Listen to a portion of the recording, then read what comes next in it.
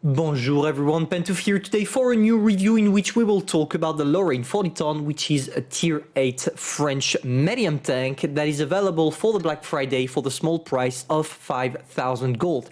And even if that offer seems to be quite juicy for most of you, before buying the tank you need to understand its abilities because it's definitely not a tank made for everybody.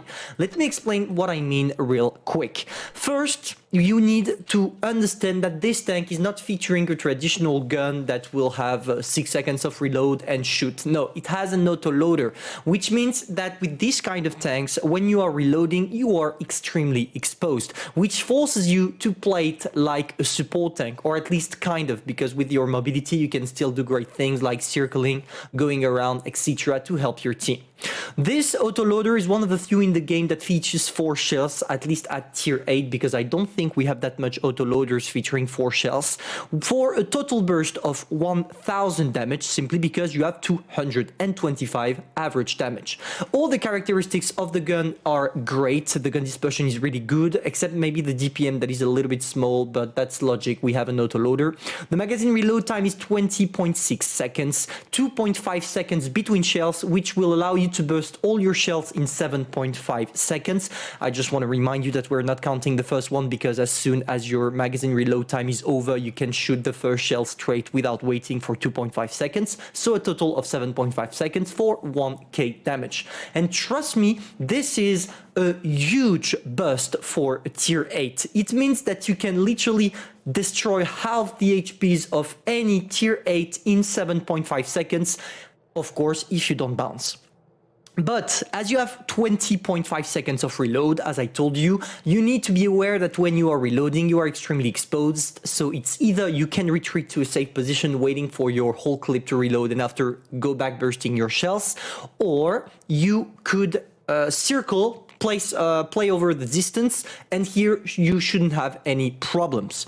Now for the mobility overall, because the armor, we'll talk about it later, but you literally don't have any. Concerning the turn rate of the turret is amazing, the turn rate of your tracks is amazing as well, and your mobility overall is one of the greatest for a medium tank at tier 8, because you feature 60 kilometers per hour frontward, which means that if you equip it properly, you can probably go around 65 kilometers per hour, which is kind of a light mobility, which will allow you to be extremely versatile when it comes to finding your position either at the start of the battle or to relocate in the heat of the battle. And finally, one thing that is extremely important and makes this tank so good in my opinion is its retreat abilities, because as you can see, your reverse speed is 23 kilometers per hour, which is pretty much one of the greatest I've ever seen on any tanks in this game, which makes it so easier for you to poke around the corner, sneak your shot and go back without the enemy being able to shoot back. And you're going to see that in the replay I prepared for you today.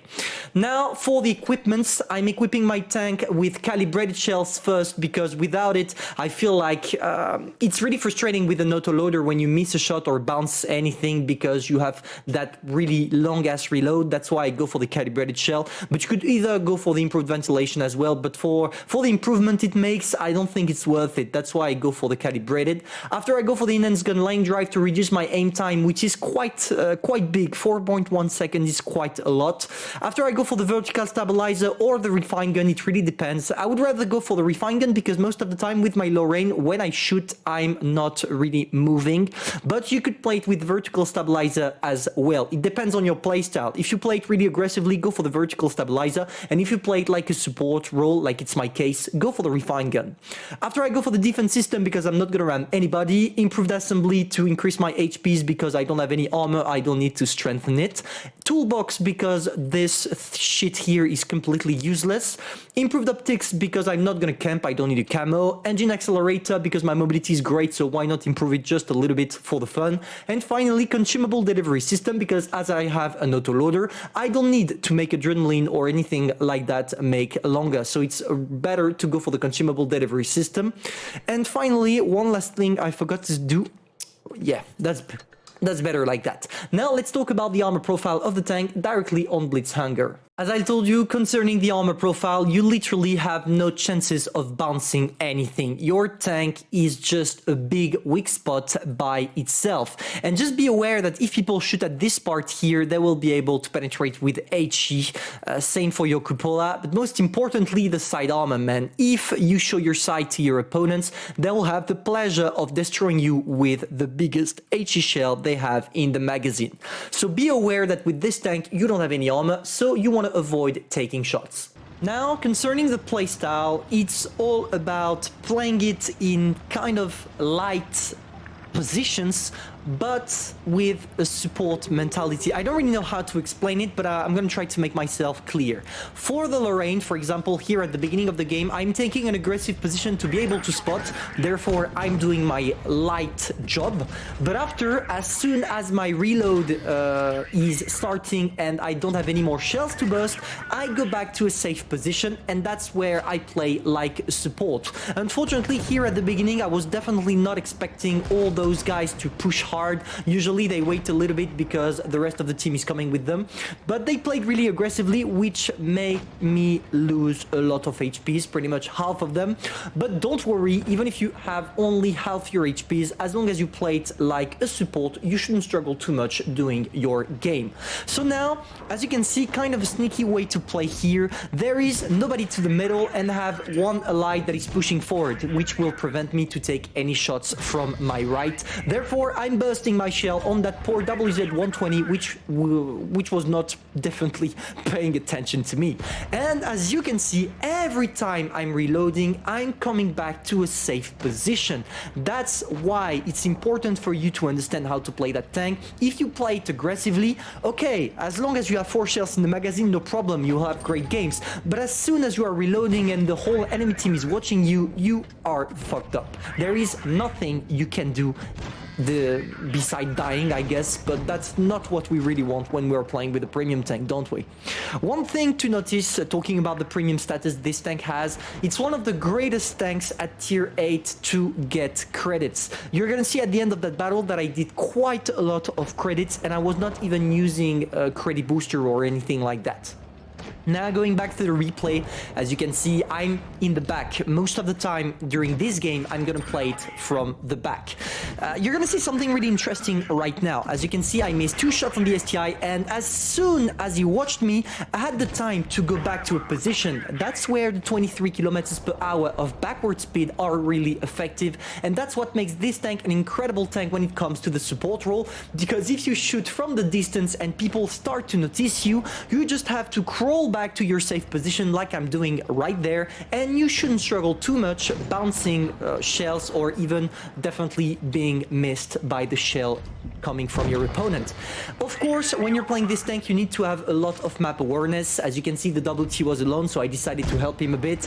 Unfortunately, here I was expecting the IS-3 to shoot at the WT rather than me, but he went for me, which makes it a little bit of a problem, because now I'm a one-shot for the STI, but also for the IS-3. It's not a problem. I managed to burst all my shells on that poor IS-3. I can come back to a safe position, and the main goal here is to get rid of the STI as soon as possible, because he represents the main threat on the battlefield right now. I'm not really afraid of the IS-3, because based on his playstyle, the guy doesn't know what he's doing. The Lorraine either, because the Lorraine is a one-shot for most of my team, but that STI, knowing that it's one of the most armored tier 9 in the game, we need to get rid of it as soon as possible. I go for 2 shots, backward speed once more, which allows me to escape before taking the shot, and as the STI seems to want to push me, I decided to reload my whole clip, because I have the time to get out of that position without the STI having the time to push me back, and it's always better to have your 4 shells ready in case of confrontation rather than only having 2.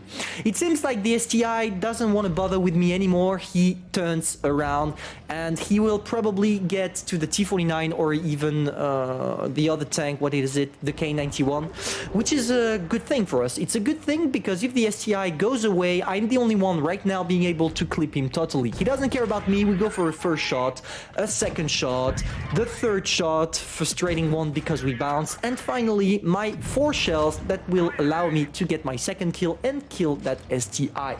Now, Now, we only have to deal with an Ice 3, and we're gonna push him as soon as possible because, as you saw, he just shot my friend, the T49, which is gonna make it easier for me because as the T49 is running around the Ice 3 is gonna focus himself on that T49, which allows me to come around the corner, poke one that bounce, of course, because Russian bias, and finally kill the IS-3.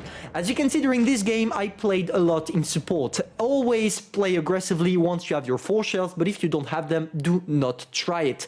It allows us to get a good ace tanker, 4.8k damage, nearly 4.9k, and as I told you about the credit coefficient, we nearly did 130,000 credits, which is quite a lot considering we are only playing a tier 8 premium tank. This review is now over. I hope you enjoyed and it will help you finding the tank interesting or not considering your playstyle. I'm gonna see you soon for a new video, and waiting for that, take care of you. Au revoir.